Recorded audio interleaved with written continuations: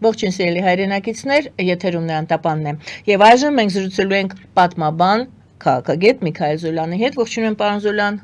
Շատ շնորհակալ եմ, որ ընդունել եք հրավերը։ Ալիևը փափուկ կերպով կարծես թե խաղաղ պայմանագրի չստորագրման մեղքը գցում է Հայաստանի վրա եւ ասում է, որ գնդակը Հայաստանի դաշտում է, հորդորում է Հայաստանի ժամանակ չկորցնել եւ արդեն այսպիսի ուղիղ երևի սպառնալիք կարող են գնահատել, գնահատականը թողնում եմ ձեզ, նա ասում է.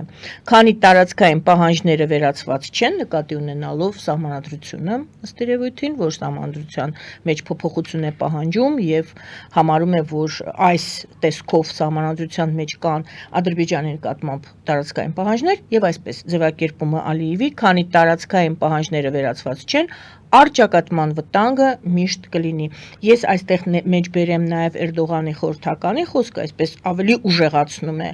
Ալիևը իր այդ ալիքը ճնշման, Էրդողանի խորհրդականն էլ ասում է Երևանի եւ Անկարայի հարաբերությունների կարգավորումը կապված է Հայաստանի կողմից Ադրբեջանի պայմանների կատարման հետ։ Եվ այսպես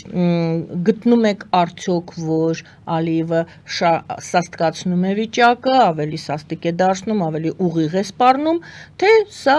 ստանդարտ իր ճնշման ձեռագիրն է։ Դե եթե նայենք ամբողջ ելույթը, ես կասեի, որ սա ոչ թե սաստկացնում է ճնշումը կամ հռետորաբանությունը ոչ թե ավելի սրվում է, այլ ընդհակառակը ավելի չասենք չափավոր, բայց այսպես ավելի սովորական իր հռետորաբանությանն է վերադառնում, որովհետև այն ինչ ասվել է, հա, որ Հայաստանը տարածքային պահանջներ ունի, պետք է դրանցից հրաժարվի եւ այլն, դա վաղուց է ասվել, ինչ վերաբերում է Թուրքիային, այդտեղ էլ, այսինքն այդտեղ նորություն չկա, այսինքն Թուրքիան միշտ էլ հայտարարել է, որ Հայաստանի հետ ինչ որ վճռական քայլեր չեն լինի, քանի դեռ Ադրբեջանը, այսպես ասած, համարում է, որ Հայաստանի հետ չլուծված խնդիրներ ունի, հա, այնպես որ այս իմաստով էլ ես նորություն չեմ տեսնում։ Ես կարծում եմ, որ համեմատած նրա հետ, թե ինչ կարող էր լինել եւ ինչպիսի հայտարարություններ ավելի շուտ էին լսում, սա համեմատաբար ինքը չի կարող ասել կոնստրուկտիվ հայտարարություն է, բայց գոնե այնպես սրման ուղված հայտարարություն չի։ Պարզ է, որ իհարկե արտահայտում է այն աշխարհայացքը կամ այն ընկալումը իրողությունների, որը կա Ադրբեջանում, եւ դժվար է սպասել, որ շատ արագ կարող է ինչ-որ բան փոխվել այնտեղ, որտեղ նրանք մոտիվացիա չունեն, հա, ասենք նրանք, այսպես ասած, ավելի նպաստավոր աշխարհաքաղաքական վիճակում են եւ կարող են իրենց թույլ տալ սպասել, ու ամենայն հավանականությամբ ինձ թվում է հենց այդպես էլ կլինի, այսինքն այս հայտարարությունը իրականում ես նաեւ եթե նայենք ուրիշ հատվածներ այդ հայտարարության, հա, որ նա ասում է, որ միանգամից չի կարելի, հա, հնարավոր չի միանգամից շուտ բարեկամանալ կամ տնտեսական ինտեգրման մասին շուտ է խոսել եւ այլն, բայց առնվազն գոնե այդ հարցը դրվում է, հա, այսինքն հարցը ոչ թե դրվում է այնպես, որ վաղը մյուսօրը պատերազմ կսկսվի, այլ հարցը դրվում է այնպես, որ առայժմ շուտ է խոսել տնտեսական ինտեգրման մասին, բայց այսինքն հենց ինքը տնտեսական ինտեգրումը ինքը ինչ որ բացառվող երևույթ չի, հա, ինքը ինչ որ մի բան է, որը վաղ թե ուշ տեղի կունենա, ուղղակի հիմա դեռևս կողմերը պատրաստ չեն եւ դա ես կարծում եմ, որ այն իրավիճակում, որը մենք այսօր ունենք, դրանից ավելի լավ բան դժվար է սպասել, հա, ոչ թե որտեղ դա լավ բան է, այլ ուղղակի ավելի վատ բաներ կարելի է սպասել Ալիևից։ Իսկ սա համեմատաբար չեզոք ելույթ է եւ կարծում եմ սա պետք է այնպես մեկնաբանել, որ ամենայն հավանականությամբ Ադրբեջանը չի պատրաստվում էսկալացիայի, բայց նաեւ չի պատրաստվում պայմանագիրը ստորագրել։ Շատերը գնահատում են իրավիճակը հայ-ադրբեջանական այս հռետորաբանության փոխադարձ եւ պահանջների, որ Հայաստանը գտնվում է ծուղակի մեջ եւ ելքեր են փնտրում։ Դուք համարում եք արդյոք, որ ծուղակային է վիճակը, թե ձգձգում է, ոմանք էլ ասում են Ալիևը ձգձգում է, քանի որ Փաշինյանը վաղուց է այո ասել եւ սահմանադրության փոփոխությանը, քանի որ ասում է 26-ին կամ 27-ին փոխելու է սահմանադրությունը, քանի որ Փաշինյանը եւս ասել է, որ Մինսկի խումբը այո կարող է լուծարվել իհարկե պայմանագիրը կնքելուց հետո, այսինքն Փաշինյանը որոշակի այո ասել է, բայց գտնվում է ծուղակի մեջ եւ լուծում է պահանջվում։ Կարելի է այդպես ձևակերպել, եթե այո, ինչպես եք տեսնում լուծումը։ Դե ես կարծում եմ մենք ծուղակում վաղուց էին գտնվում, ինչ-որ մեկը կարող է ասել 94 թվականից, ինչ-որ մեկը կարող է ասել 98 թվականից, ինչ-որ մեկը կարող է ասել, չգիտեմ, ավելի ուշ շրջանից, բայց մեծ հաշվով Հայաստանը այդ ծուղակում հայտնվել էր շատ վաղուց, որովհետև հակամարտության այն տրամաբանությունը, որ առնվազն 90-ականների վերջերից գործում էր, Հայաստանին տանում էր դեպի գործարում եւ ըստ էության 18 թվականի, 20 թվականի 20 թվականի, 22 թվականի, 23 թվականի իրադարձությունները դրանից արդյունք էին։ Հիմա այն իրավիճակը, որ այսօր ես տեսնում եմ, սա այդ ծուղակի հետևանքն է, բայց ինքնին դինամիկան ես տեսնում եմ այստեղ չեմ տեսնում, որ ամեն ինչ գնում է դեպի էսկալացիա։ Ես ընդհակառակը տեսնում եմ, որ կա որոշակի դրական չասենք, բայց դեպի խաղաղություն ուղղված որոշակի դինամիկա, այսինքն կոնֆլիկտը մեծ հաշվով ավարտվել է, ցավոք սրտի ավարտվել է մեզ համար ոչ նպաստավոր ձևով, բայց ավարտվել է եւ կողմերին պետք է ժամանակ, որպեսզի նրանք ընդունեն այդ հանգամանքը, հա, որտեղ խաղաղությունը ինքը բավական բարդ է ընդունել, հա, թվում է թե խաղաղությունը լավ բան է, ինչու պետք է մարդիկ դժվարություն ունենան, բայց հոգեբանորեն շատ դժվար է ընդունել խաղաղությունը, եթե դու 40 տարի պատերազմի մեջ ես գտնվել, եւ Հայաստանը եւ Ադրբեջանը առնվազն 1988 թվականից գտնվել են պատերազմի տրամաբանության մեջ, իրենց ամբողջ ինքնությունը կառուցվել է պատերազմի տրամաբանության վրա, հայերը ադրբեջանցիները հայերին ընկալել են որպես թշնամի եւ իրենց, այսպես ասած, կյանքի իմաստը տեսել են այդ պայքարը տանելու մեջ եւ նույնիսկ երբ որ այդ պատերազմը ավարտվում է, տարիներ են պետք, որպեսզի այդ տրամաբանությունից դուրս գան եւ ես կարծում եմ, որ հայկական կողմը հայկական, այսպես ասած, քաղաքական վերնախավը ստիպված եղավ այդ տրամաբանությունից դուրս գալ, որովհետեւ ուղղակի ռեսուրսներ չկան այդ կոնֆլիկտը շարունակելու, հա, որովհետեւ պարզվեց, որ մեր այն դաշնակիցը, որին մենք կարծում էինք, որ նա մեր անվտանգության երաշխավորն է եւ այլն, պարզվեց, որ համագործակցում է հակառակորդի հետ եւ այդ կոնֆլիկտի շարունակումը պարզապես մեզ համար կլիներ կործանարար, բայց հայկական հասարակությունը դեռ չի ընդունել դա, հա, հայկական հասարակության մի շատ զգալի մասը շարունակում է ապրել այդ կոնֆլիկտի տրամաբանության մեջ, շարունակում է ինչ-որ իլյուզիաների մեջ ապրել, շարունակում է ինչ-որ անհիմն հույսեր ունենալ, որոնք են այդ իլյուզիաները, հույսերը։ Դե որ մենք, չգիտեմ, ինչ-որ կզինվենք, հետ կբերենք ինչ-որ տարածքներ եւ այլն, որ ուրեմն Ռուսաստանի հետ պետք է ուղղակի լեզու գտնել եւ ընդհանրապես պետք է, չգիտեմ, Պուտինի հետ խոսակցություն ունենալ, պետք է մեր կառավարությանը փոխել եւ այդ ժամանակ նոր մարդիկ կգան, որոնք ամեն ինչ կանեն, կամ պետք է Ռուսաստանի փոխարեն գտնել ինչ-որ ուրիշ, այսպես ասած, հզոր դաշնակից, հա, դա կարող է ինչ-որ մեկի համար լինել Եվրոպան, մյուսի համար ԱՄՆ-ն, երրորդի համար, չգիտեմ, Հնդկաստանը, այսինքն այդ նույն կոնֆլիկտի տրամաբանության մեջ փորձում են ինչ-որ ելքեր գտնել, բայց դա եւս ծուղակի քննարկում։ Դա ես կարծում եմ, որ դա փակուղի է, որ այս կոնֆլիկտում մենք որևէ բան ցավոք սրտի կամ բարեբախտաբար արդեն այս կոնֆլիկտում մենք նոր բան չենք կարող ստանալ։ Ընդհանրապես մենք կարող ենք ուղղակի կորցնել այն, ինչ ունենք։ Արցախահայությունը իսկ Ադրբեջանը կներեք, ավարտեմ, Ադրբեջանի համար մի քիչ այլ է իրավիճակը, որտեղ Ադրբեջանը իրեն հաղթող է համարում, չնայած ես կարծում եմ երկարաժամկետ առումով այն ինչ որ եղավ Ադրբեջանի համար ամենևին լավ չի, բայց պարզա այս պահին նրանք իրենց հաղթող են համարում եւ մտածում են, որ գուցե կարելի է ինչ-որ բան փոկել, հա, դրա համար իրենց համար էլ հոգեբանորեն դժվար է ընդունել, որ կոնֆլիկտը ավարտվել է, բայց ուրիշ պատճառներով, հա, այն պատճառով, որ նրանք տարածքներով իրենց, այսպես ասած, համարել են ուժված կողմ, իրենց զոհ են համարել, հա, եւ ճիշտ է, այս 20 թվականին եւ հետագա տարիներին ինչ որ իրենց կարծիքով հաղթանակ տարան, բայց միևնույն է նրանք շարունակում են իրենց այդ զոհի բարդույթը ունենալ, շարունակում են համարել, որ իրանց հետ անարդար են վարվել, շարունակում են վախենալ Հայաստանից, շարունակում են մտածել, որ Հայաստանը մի օր կարող է ուրեմն իրանցից վրեժ լուծել եւ այլն, եւ դրա համար մտածում են, որ գուցե պետք է օգտագործել այս իրավիճակը, ասած մինչեւ վերջ ճնշել Հայաստանին, բայց այս էլ իրացիոնալ մտքեր են, այս էլ էլի հոգեբանական այդ նույն հետևանքն է պատերազմի, որտեղ պատերազմը խեղում է մարդկանց հոգեբանությունը եւ այսօր եւ Հայաստանում եւ Ադրբեջանում շատ քիչ են մարդիկում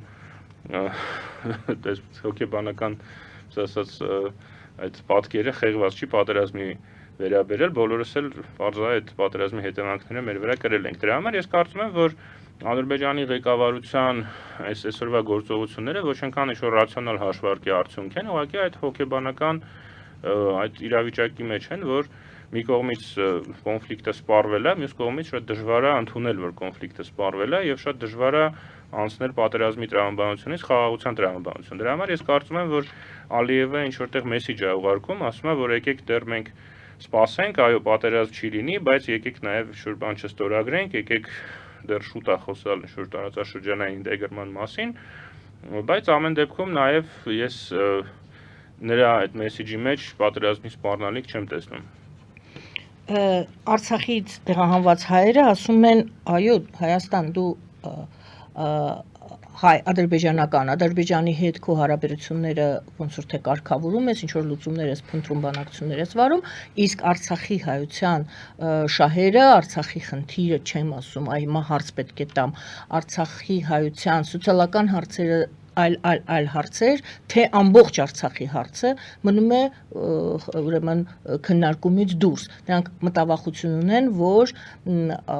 իրենք անտեսված են լինում։ Հիմա իմ հարցն է, այն այսօր ինչ մենք տեսնում ենք Արցախահայությունը ձայն է բարձրացնում եւ պահանջում է ուշադրություն իր խնդիրների նկատմամբ։ Ձեր ընկալումը Արցախահայությունը ասում է իմ սոցիալական հարցերը ես տեղափոխվել եմ ABC հարցեր դեռ չեն լուծվել, թե ընդհանուր ասում են Արցախի հարցը դուք ինչու եք փակել կամ փակում։ Ես շատ լավ հարց է, ես չգիտեմ այդ հարցի պատասխանը, որովհետև ես կարծում եմ ոչ ոք չգիտի, որովհետև ես տպավորություն ունեմ, որ հենց իրենք արցախցիները չեն որոշել, թե նրանց որ ճանապարհն է պետք, հա, որովհետև երկու ճանապարհ կա։ Մի ճանապարհը նա է, որ դու ասում ես ոչ, այս մենք դեռ վերադառնալու ենք եւ այդ պարագայում նշանակում է նրանք չպետք է ինտեգրվեն հայկական հասարակության մեջ, ընդհակառակը պետք է պատրաստվեն վերադարձի։ Եվ սա ենթադրում է մի քաղաքականություն։ Մյուս մոտեցումը նա է, որ դուք ընդունում եք իրականությունը, ասում եք այո, ցավոք սրտի, մենք կորցրել ենք մեր տունը եւ պետք է նոր կյանք սկսենք արդեն որպես Հայաստանի քաղաքացի, արդեն Հայաստանում ինտեգրվենք հայ հասարակության մեջ։ Այս ճանապարհներից յուրաքանչյուրը ենթադրում է տարբեր քայլեր։ Եվ հիմա ես տպավորություն ունեմ, որ այդ հստակությունը չկա, թե նրանք որ ճանապարհն են ցանկանում։ Ես կարծում եմ դա կապված է նրա հետ, որ ի վերջո արցախցիներն դա միասեռ զանգված չի, այն դա շատ տարբեր մարդիկ կան մարդիկ, ովքեր ուղղակի իրենց սոցիալական խնդիրներն են ուզում լուծել, կան մարդիկ, ում սոցիալական խնդիրները լուծված են ու շատ վաղուց են լուծված ու ավելի լավ են լուծված, քան Հայաստանի բնակչության 90%-ի խնդիրները, բայց նրանք քաղաքական հայտ են ներկայացնում։ Եվ կան մարդիկ, ովքեր իրոք հոգեբանական ծանր վիճակում են գտնվում եւ նրանք դժվարանում են հենց իրենց համար նույնիսկ այդ հարցի պատասխանը տալ, թե իրենց ինչն է պետք, հա։ Եվ այստեղ ես կարծում եմ իհարկե շատ լուրջ երկխոսություն է պետք։ Կառավարությունը չպիտի փորձի ինչ-որ բյուրոկրատական տրամաբանության մեջ պատասխանի, մինչեւ հիմա ես այն պատասխանները, որ լսել եմ կառավարության կողմից, ավելի շատ բյուրոկրատական տրամաբանության մեջ են։ Չէ, պետք է մարդկանց հետ խոսել, ուղիղ խոսել առանց միջնորդների, որտեղ կան մարդիկ, ովքեր հիմա արցախցիների այդ արդար պահանջները փորձում են վերածել քաղաքական օրակարգի եւ ես ասած դա հիմք դարձնել ինչ-որ շարժումների համար Հայաստանում իրավիճակը անկայունացնելու համար եւ այդ մարդկանց պետքա փորձել հնարավորինս չեզոքացնել եւ ուղիղ խոսել արցախցիների հետ, հասկանալ թե որոնք են մարդկանց պահանջները, որոնք են խնդիրները, որովհետեւ դա էլ է, ասենք կարող է կառավարությունը մի որոշում ընդունում եւ թղթի վրա այդ ամեն ինչը շատ լավ է հնչում, բայց իրական, հա, գործնականում դա չի իրականացվում, որովհետեւ օրինակ միջին օղակը կամ պետական ինչ-որ մարմինները վատ են աշխատում, հա, այսինքն դա էլ կա։ Միևնույն ժամանակ կարծում եմ իհարկե այստեղ ես կարծում եմ արցախցի մտավորականությունը, արցախցի ակտիվիստները, այն մարդիկ, ովքեր հավակնում են, հա, արցախցիների անունից խոսելու, նրանք եւս պետք է առերեսվեն իրականության հետ եւ հենց իրենց ներսում շատ լուրջ խոսակցություն ունենան, որպեսզի հա էլի անպատասխանատվություն տեղի չունենա այդ մարդկանց հանդեպ, հա, նորից առաջադրվեն պահանջներ, որոնք անիրատեսական են, որի հետևանքով մարդիկ են տուժում, հա, որտեվ հիմա այդ շատ է քննարկվում, թե այս կառավարությունը ինչ արեց, ինչ չարեց եւ այլն։ Ես ուզում եմ հիշել 2016 թվականը ապրիլյան պատերազմից հետո այդ պատմությունը, որ մենք բոլորս լսել ենք շատ տարբեր մարդկանցից, հա, երբ որ Սերժ Սարգսյանը 16 թվականի ապրիլյան պատերազմից հետո գնաց Արցախ եւ այնտեղ հանդիպումներ ունեցավ եւ Արցախի այդ ժամանակվա կառավարող վերնախավին փորձում էր համոզել, որ անհրաժեշտ են զիջումներ եւ նրան ըստ էության ոչ ասեցին եւ այդ զիջումները տեղի չունեցան։ Հա, դա էլ Նիկոլ Փաշինյանը չի, որ ասենք դա Փաշինյանի պատճառով էր։ Եվ ես կարծում եմ ընդհանրապես Արցախի քաղաքական վերնախավը, այն մարդիկ, ովքեր այն ժամանակ ինչ-որ պաշտոններ էին զբաղեցնում, հիմա պետք է իրենց տեղը զիջեն եւ չփորձեն հանդես գալ արցախցիների անունից եւ իրենց վրա վերցնեն պատասխանատվությունը այն որոշումների, որոնք բերեցին այս իրավիճակին, եւ իրենց տեղը զիջեն այն մարդկանց, ովքեր իրոք գիտեն արցախցիների իրական խնդիրները, իրական հոգսերը եւ իրատեսական տարբերակներ են առաջարկում այդ հոգսերին արձագանքելու, այլ ոչ թե ինչ-որ այտենց հայրենասիրական հայտարարություններ անում, որոնք իրականության հետ որևէ առնչություն չունեն։ Այսինքն կարելի ասել, որ այո, կան սոցիալական հարցեր, որոնք լուծման կարիք ունեն եւ այո, Արցախից տեղահանված հայությունը ուշադրության եւ հոգացության կարիք ունի, բայց կարող են այդ հարցերը խորտակվել քաղաքական շահարկումների մեջ եւ չլուծվի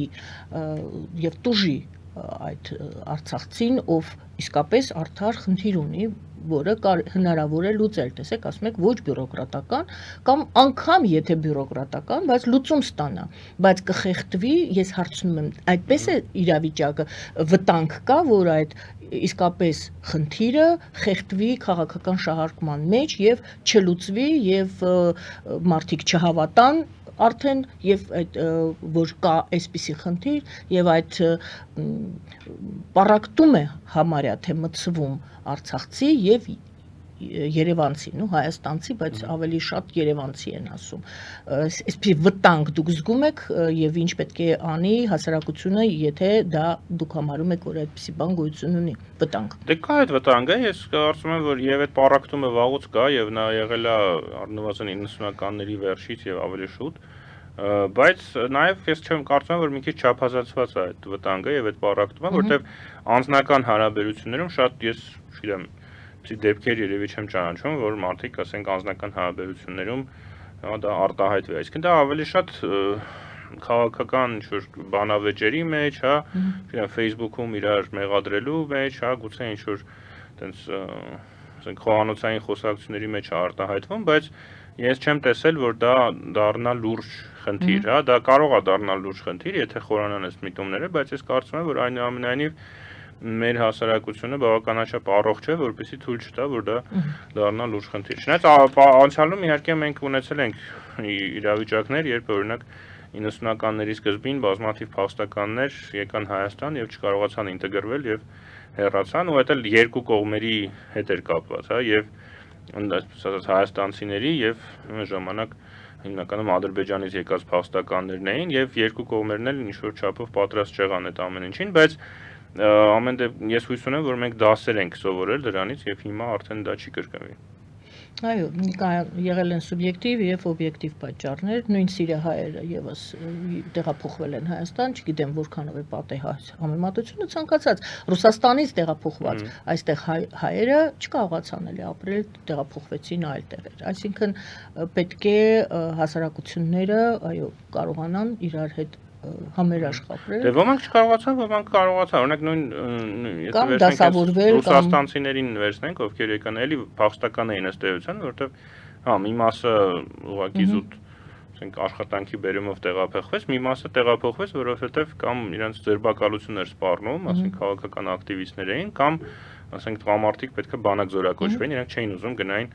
ինչ-որ անարդար պատերազմում մեռնեին, հա, այսինքն էլի կարելի ասել փախստականներ են եւ նրանք եկան Հայաստան, իհարկե էլի զգալի մասը գնաց, բայց մի մասն էլ հարմարվեց ու ապրում է։ Ես կարծում եմ, որ ընդհանրապես Հայաստանը պետքա բաց լինի փախստականների առջև ոչ միայն էթնիկ ծագումով հայերի, հա, բարձ առաջին հերթին հենց հայերի առջև, որտեղ մենք նաև բազմաթիվ համայնքներ ունենք տարբեր երկրներում եւ չգիտենք այնտեղ օրինակ վաղը մյուսօրը եթե Ամերիկայի Միացյալ Նահանգներում այսօրվա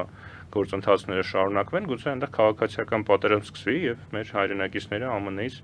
տեղափոխվեն Հայաստան եւ այդտեղ էլ ինտեգրման խնդիրը առաջանալու, հա, ընդհանրապես մենք պետք է ավելի բաց լինենք եւ մենք պետք է հասկանանք, որ Հայաստանը, եթե մենք ուզում ենք ժողովրդագրական ինչ-որ հարցեր լուծել եւ այլն, սա երբեք ծնելիության հաշվին չի լինելու, ինչքան հասարակությունը զարգանում է, այդքան ծնելիությունը ընկնում է։ Եթե մենք չենք ուզում քարե դարում ապրենք, մենք բարձր չենք ունենալու, ասենք 7, 8, 15 երեխա։ ընտանիքներում, հա, եթե մենք ուզում ենք լինել քաղաքակիրթ երկիր, բայց միևնույն ժամանակ ժողովրդագրական աճ ունենալ, այդ ժողովրդագրական աճը լինելու է նրա հաշվին, որ մեզ մոտ գալու են եւ մեզ մոտ գալու են առաջին հերթին մեր հայրենակիցները ուրիշ երկրներից, որտեղ խնդիր կա, ինչպես նաեւ գալու են մարդիկ, ովքեր քաղաքական հետապնդումներից են Եվ որոնք կարող են հայերեն վատ խոսել օրինակ։ Դե կարող են հայերեն վատ խոսել, դեպս տեղ ուրիշ բան կա, իդեպ Հայաստանում, հենց արցախցիների հետ կապված երևի դա էլ ինչ-որ դեր է խաղում, օրինակ մեզ մոտ բարբարների հանդեպ կա այսպես ինչ-որ վատ վերաբերմունք, հա, որ այսինքն մարդը եթե գրական լեզվով չի խոսում, այլ իր բարբարով է խոսում, մի տեսակ վերևից են այդ մարդուն նայում։ Ոչ միայն բարբարոց, Լիբանանից տեղափոխվածներին եւս Լիբանանից երեխաները դպրոցում։ Դե նրանք էլ ուղղակի դա հայերեն է, ընդհանրում դա գրական հայերեն է, արևմտահայերեն։ Խոսքով ընդունող։ Ուրիշ բան էլ ասեմ, օրինակ չեմ համշենահայերի հետ կապված, հա, մուսուլման համշենահայեր կան Թուրքիայում, ովքեր հիմա շատերը ուզում են վերադառնալ իրենց ինքնությունը որպես հայ, բայց միևնույն ժամանակ ինչի պետք է իրանք իրենց կրոնը փոխեն, դա էլ է, էլի, ասենք վերցրել ենք չգիտեմ որտեղից, որ հայը պետք է լինի պարտադիր քրիստոնյա, այն էլ առաքելական քրիստոնյա։ Հայերը եղել են 1000 տարի հեթանոս ու վաղը մյուսօրը կարող է քրիստոնեությունը վերանա, հայերը էլի կմնան, հա, այսինքն դա էլ չպիտի բան անենք։ Մենք պետք է հնարավորինս բաց լինենք, եթե համշենահայը գալիս է Հայաստան ու ուզում է ապրի, բայց ասենք իրեն մզկիթ է պետք, որ գնա այդ մզկիթում աղոթի։ Պատրաստ է մեր հասարակությունը նրան, որ ասենք համշենահայերը մզկիթ կառուցեն Երևանի կենտրոնում։ Ես անձամբ պատրաստ եմ, բայց ես կարծում եմ, ինչ-որ մարդիկ կգտնվեն, ովքեր պատրաստ չեն լինի։ Դրա համար ընդհանրապես պետք է ավելի բաց լինենք, ավելի հանդուրժող լինենք տարբերությունների հանդեպ։ Ու սա բոլորին է վերաբերում, միայն կառավարությանը չի կամ ընդդիմությանը չի վերաբերում, սա մեր բոլորին է վերաբերում։ Եղավ երկու ձևակերպում, մեկ ձևակերպում եւ մեկ փաստ, Ալիևը նշել է Հայաստանի հետ վստահության կառուցման փոքրիկ քայլերի մասին, ասում է վստահության կառուցման փոքրիկ քայլեր, բայց ընկերություն անել պատրաստ չէ, ասում է մենք պատրաստ ենք լրագրողների փոխադարձայցերի, սահմանային գետերի հարցով եւ այլ եւ այլ։ Այս վստահության կառուցման փոքրիկ քայլերի մասին ասում է Ալիևը, որքանով ենք մենք հավատում նրան, որ իր երկրում ժողովուրդը կամ հենց ինքը վստահություն ունի Հայաստանի հանդեպ եւ հակառակը Հայաստանում բնակվողները որքանով են վստահում, որ այո, եթե խաղաղության պայմանագիրը կնքվեց, հայերը եւ ադրբեջանցիները արդեն մարդկանց մակարդակով եմ ես ասում, ոչ պետական այրերի, իրար վստահում են եւ դե ասում են ընկերությունն անել պատրաստ չենք դեռ, բայց կգա մի պահ, երբ որ պատրաստ կլինենք եւ մենք եւ նրանք ընկերության եւ վստահության թե շատ խորն է վերքերը, շատ խորն է Հայաստանի անվստահությունը եւ Ադրբեջանի հակահայ քարոզչությունը։ Դե իհարկե վաղը եւ այդ կամ վաղը չմեսօրը մենք պատրաստ չենք լինի եւ այդ անվստահությունը կա եւ մեր մոտ եւ նրանց մոտ տարբեր ձևերով արտահայտվում, բայց դա կա եւ դա նորմալ է եւ այս իմաստով ես այստեղ էլ շատ դրական եմ գնահատում այդ միտումը, որը արկա է, որովհետև ըստ էության հայկական կողմն էլ է դա ասում, հա, Հայաստանն էլ է ասում, ասում է եկեք, չգիտեմ, շարունակենք դեմարկացիայի մասին, հա, եւ դելիմիտացիայի դեմարկացիայի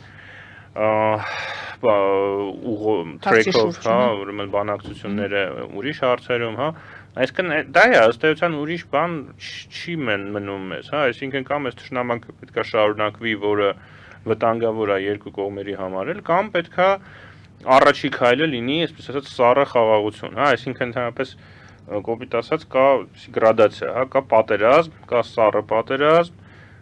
հետո կա սառը խաղաղություն։ Հա, հիմա մենք սառը պատերազմից սառը խաղաղություն այդ անցման փուլում ենք, ինձ թվում է, հա, արդեն տաք պատերազմը ավարտվել է, կա վտանգ, որ կվերսկսվի, բայց այնքան էլ մեծ չի այդ վտանգը, ես կարծում եմ լայնամասշտաբ պատերազմի վտանգը փոքր է եւ որոշակի էսկալացիաների հավանականություն կա, բայց դա եւս փոքր է։ Եթե չլինեն ինչ-որ համաշխարհային կամ տարածաշրջանային շատ կատակլիզմներ, օրինակ չգիտեմ, եթե ԱՄՆ-ն հիմա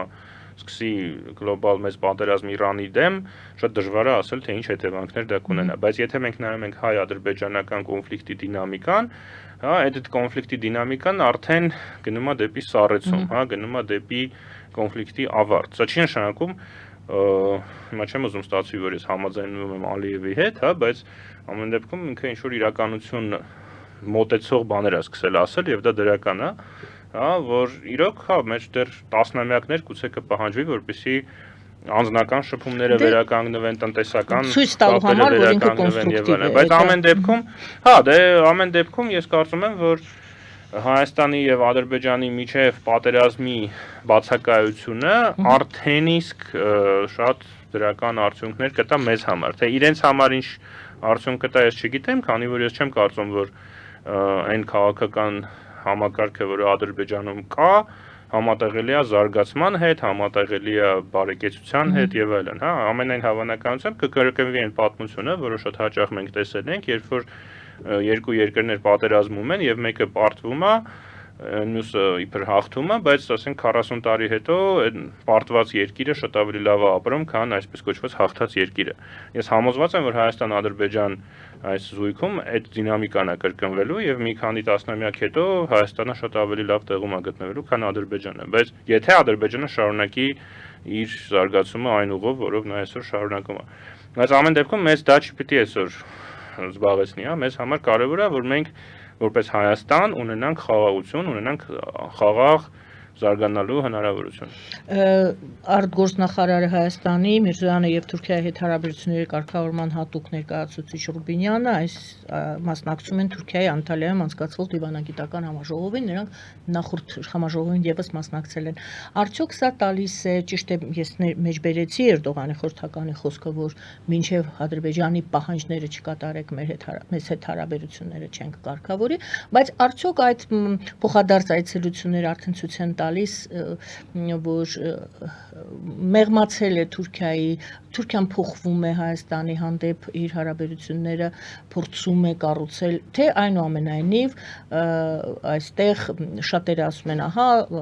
Թուրքիան թույլ չի տալի իրեն հարձակվել, Թուրքիան լուրջ գործոն է թե ոչ, եւ այս այցերը, այս համաժողովներին մասնակցելը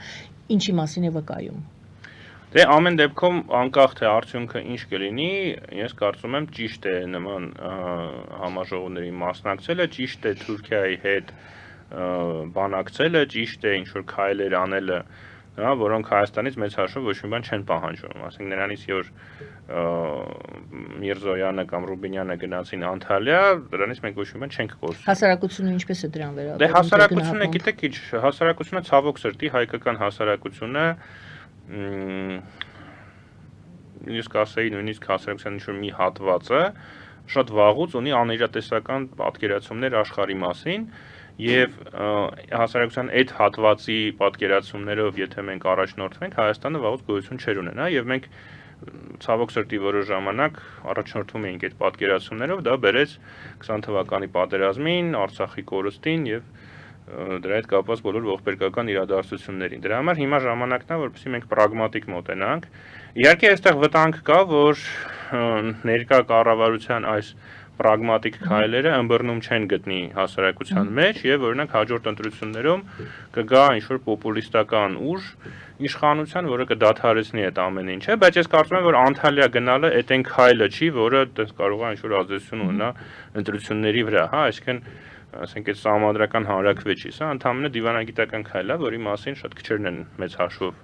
իմանում, իսկ վնասը շատ ավելի մեծ կարող է լինել, եթե չգնան Անտալիա, դա արդեն դեմարշ է։ Չգնալու վնասը։ Չգնալը դա դեմարշ է, գնալը դա դրական քայլ է, հիմա կարող է այնտեղ ինչ-որ օգտակար հանդիպումներ ունենան, կարող է զուտ ձևական հանդիպումներ ունենան, ուղղակի նստեն սուրճ խմեն իրար հետ, բայց նույնիսկ այդ նստել իրար հետ սուրճ խմելը արդեն իսկ դրական է։ Առավել եւս, որ ես կարծում եմ, որ Թուրքիայի դիրքորոշումը իրոք ինչ-որ չափով փոխվել է, իրատեսական սահմաններում, պարզավոր Թուրքիան հայամետ չի կարող լինել, կմնա միշտ էլ Ադրբեջանամետ, բայց առնվազն պես ակտիվ, ագրեսիվ դիրքորոշումից Թուրքիան անցել է ավելի այսպես пассив դիտորդի եւ նույնիսկ ինչ-որտեղ խաղարարի դերի, այսօր, այսինքն ասում է, ճիշտ է ասում է, որ առանց Ադրբեջանի պայմանների մենք եթե չկատարվի մենք չենք բացի միակողմանիորեն սահմանը, բայց նաև Ադրբեջանին բազմիցս հորդորել է, որ ժամանակն է խաղաղության պայմանագիր կնքել եւ այլն եւ այլն։ Հաջորդ թեմային անդրադառնանք Թրամփի սակագները մոտ 70 երկրների Թրամփի հետ բանակցելու ցանկությունը եւ այսօրվա սկանդալային այդ Թրամփի ձևակերպումը, ես չեմ ուզում մեջբերեմ ձևակերպումը, բայց մեծ սկանդալ է բարձրացրել, որը ցույց է տալիս, այլ դուք ասեք, ինչ է ցույց տալիս, երբ որ Թրամփը ասում է, 70 երկիր եկել են եւ խնդրում են ինձ, ասում են մենք ամեն ինչ կանենք։ Դե գիտեք, Թրամփի մասին կարելի է ժամերով խոսել, որովհետև իրոք շատ բազմաթիվ թեմաներ է տալիս, մարդը կարողանում է միշտ լինել ուշադրության կենտրոնում, բայց ես կարծում եմ իրականությունը իրականում շատ պարզ է, հա, այսինքն նա անում է այն, ինչ ինքը միշտ ասում էր, որ կանի, ուղղակի վերլուծաբանները, լրագրողները եւ այլն մտածում էին, որ չէ, դա դժվար թե ինքը իրոք նման քայլեր անի, դա պարզապես դեմագոգիա է, պարզապես պոպուլիզմ է, նա ուղղակի դա ասում է, որպեսզի իրեն ընտրեն, բայց էլ լուրջ քաղաքական գործիչը հասկանում է, որ նման բաներ անել չի կարելի։ Բայց նա լուրջ քաղաքական գործիչ չի, նա շոու բիզնեսի ներկայացուցիչ է, իսկ Ամերիկայի Միացյալ Նահանգներում ընտրությունները դա շոու բիզնեսի ոլորտ են մեծ հաշվով, դրա համար ընտրություններում նա փայլուն հաղթանակ տարավ։ Բայց ընտրություններում փայլուն հաղթանակ տանելուց հետո պետք է նաև կարողանալ երկիրը կառավարել։ Իսկ Թրամփը ոնց ասենք, որ հետո ինձ ԱՄՆ վիզա տրամադրեն, եթե պետք լինի, չմերժեն, հա, կամ չգիտեմ, դեպորտ չանեն, եթե ես այնտեղ հայտնվեմ, այսպես ասենք, մասնագետ չի որևէ ոլորտում, հա, դա էլի նորմալ է, շատ քաղաքական գործիչներ կան, ովքեր որևէ ոլորտում մասնագետ չեն։ Բայց Ռեյգանը, հա, օրինակ Ռեյգանի մասին ասում են, որ նա մի գիրք է կարդացել, մենակ դա Աստվածաշունչն է, չնայած էլի հարցը կարդացել էր թե չէ, Թրամփի մասին ասում են ինքն էլ է մի գիրք կարդացել, որ հենց իր գրած գիրքն է, բայց դա էլ հարց է ինքը կարդացել է թե չէ, որտեղ ուրիշ մարդ է իր փոխարեն գրել։ Բայց հասկանում եք, Ռեյգանի նման գործիչները նրանք գոնե լսում էին մասնագետներին կամ լսում էին իրենց թիմի անդամներին, ովքեր իրենց հերթին լսում էին մասնագետներին, հա, եւ Ռեյգանը իրականում հենց ուժեղ քաղաքական գործիչ է, ոչ թե մասնագետ, նա այլ այն մարդն է, որը կարող է ոչ մի բանի մասին ոչինչ չիմանա, բայց պետք եղած ժամանակ 1, 2, 3 մասնագետի լսելով հասկանա այդ խնդիրը ու ճիշտ որոշում ընդունի։ Այդ թակավորն ու նազիր վեզիրներն են։ Դե դա ցավոք սրտի հատկապես ավտորիտար համակարգում քաղաքական գործի ֆունկցիան դա է։ Բայց Թրամփը ինքը չի ուզում մասնագետներին լսի, եւ նույնիսկ նրա շրջապատը մասնագետներին չի լսում, հա, այսինքն եթե Թրամփի շրջապատում լինեին մարդիկ, ովքեր փորձագետների հետ կապ ունենային եւ այդ փորձագետների վերլուծությունների արդյունքները բերեին Թրամփին տային, էլի լավ կլինի։ Առաջին նախագահության ժամանակ Թրամփը այդպես էր աշխատում, դրա համար առաջին նախագահության ժամանակ էլի կային ինչ-որ այսպես արմատական քայլեր, բայց ընդհանուր առմամբ այնպես ողբերգական բաներ տեղի չունեցան։ Իսկ հիմա Թրամփը այլևս չի վստահում այն մարդկանց, ովքեր առաջին նախագահության ժամանակ ապահովում էին շատ թեքիչ ինչ-որ կայուն քաղաքական գիծ, այն մարդիկ Թրամփի շրջապատում, ովքեր բավական լուրջ քաղաքական գործիչներ են, նրանք գերադասում են Թրամփին չհակադարձել եւ ամեն ինչի հետ համաձայնվել, հա, օրինակ J.D. Vance-ը, փոխնախագահը կամ Մարկո Ռուբիոն, պետքարտուղարը, նրանք բավական լուրջ քաղաքական գործիչներ են, գուցե նրանք փորձագետ չեն, բայց նրանք հաստատ այն մարդկանցից են, ովքեր փորձագետների հետ շփվում են, հա, կամ գոնե հասկանում են փորձագիտության կարևորությունը։ Բայց նրանք չեն առարկում Թրամփին, որտեղ Թրամփը չի սիրում, որ իրեն առարկում են։ Հա, եւ նրանք հասկանում են, հաշվի առնելով Թրամփի նախորդ նախագահության փորձը, նրանք հասկանում են, որ եթե նրանք շատ առարկեն Թրամփին, Թրամփը իրանցից կազատվի։ Դրա համար Թրամփը անում է այն ինչ ուզում է եւ այն խնդիրները, որը Թրամփը դնում է, շատերը կարող է համաձայնվեն տնտեսագետներից կամ փորձագետներից, որ իրոք այնտեղ խնդիր կա եւ պետք է դրանով զբաղվել։ Բայց այն ձևը, որով Թրամփը դրանով զբաղվում է, հա, կամ ընդհանրապես այն ամբողջ մոտեցումը, որը Թրամփը ունի, դա ես կարծում եմ բերելու է շատ պես դեստրուկտիվ հետևանքների եւ գուցե համաշխարհային զարգացման, ամբողջ մարդկության զարգացման համար հիմա պետք է որ այդպիսի բան տեղի ունենա, հա։ Թրամփը ասում է ես բուժման պրոցես եմ։ Հա, բայց գիտեք, ինքը մի քիչ ինձ հիշեցնում է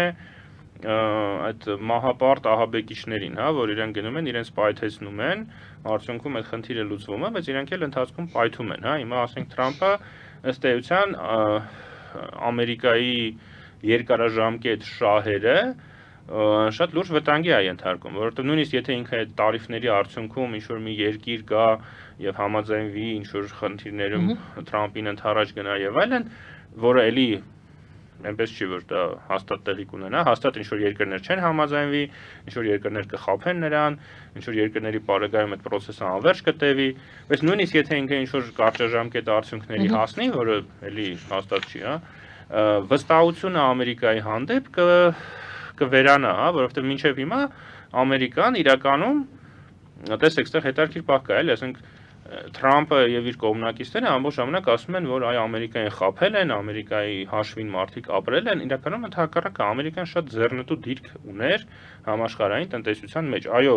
ապրանքներ Ամերիկայում չէին արտադրվում կամ քիչ էին արտադրվում, բայց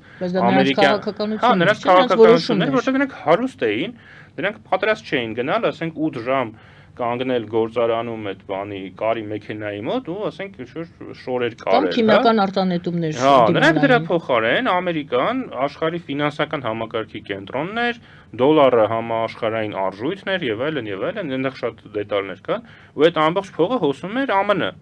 Ուրիշ հարց, որ ԱՄՆ-ում գոյություն ունի կապիտալիստական շատ այսպես անհավասար համակարգ, ի տարբերություն Եվրոպայի, որտեղ այդ փողը բաշխվում է, Ամերիկայում, կոպիտ ասած, այդ փողի մեծ մասը գնում էր հարուստներին, աղքատներին ոչինչ չէր հասնում։ Դրա համար այդ աղքատները դժգոհ էին, որ ինչի այդ փողը մեզ չի հասնում։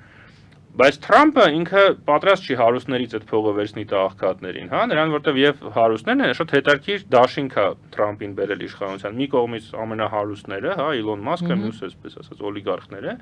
մյուս կողմից այն աղքատ մարդիկ, ովքեր, չգիտեմ, Օկլահոմա նահանգում գործարանում աշխատում էին, այդ գործարանը փակվեց,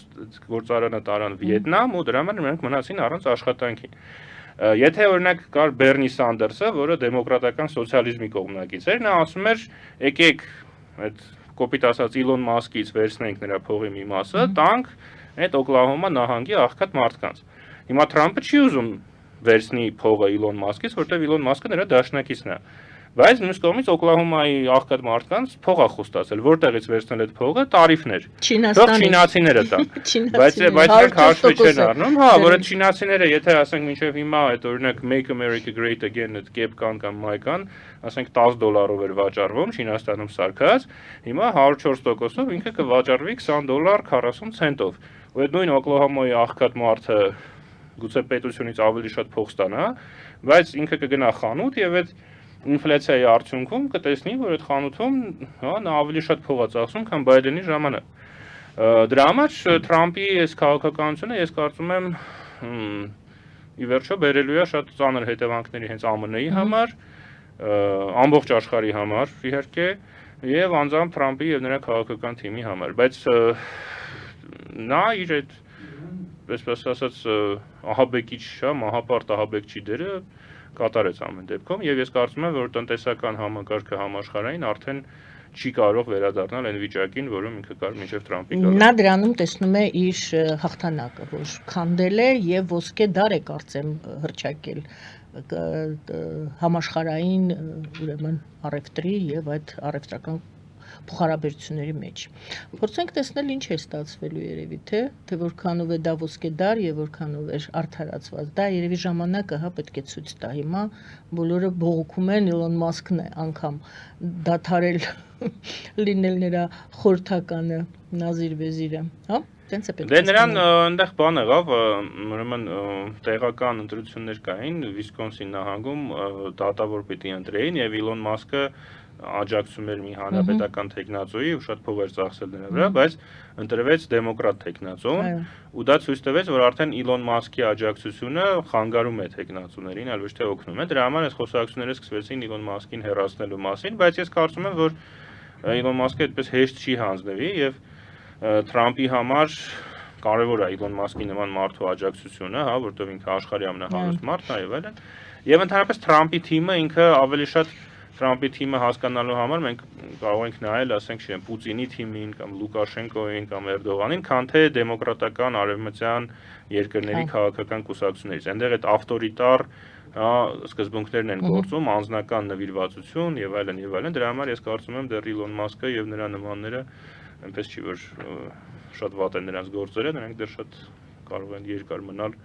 Թրամփի թիմում, եթե կարողանան Թրամփին անձնական, այսպես ասած, պահանջները բավարարել։ Ես շատ շնորհակալ եմ ձեր մեկնաբանությունների համար։ Շնորհակալություն սիրելի հայրենակիցներ, պատմաբան, քաղաքագետ Միքայել Զոլյանի հետ էի զրուցում ես, Գայանե Առաքելյանս, բարին ձեզ։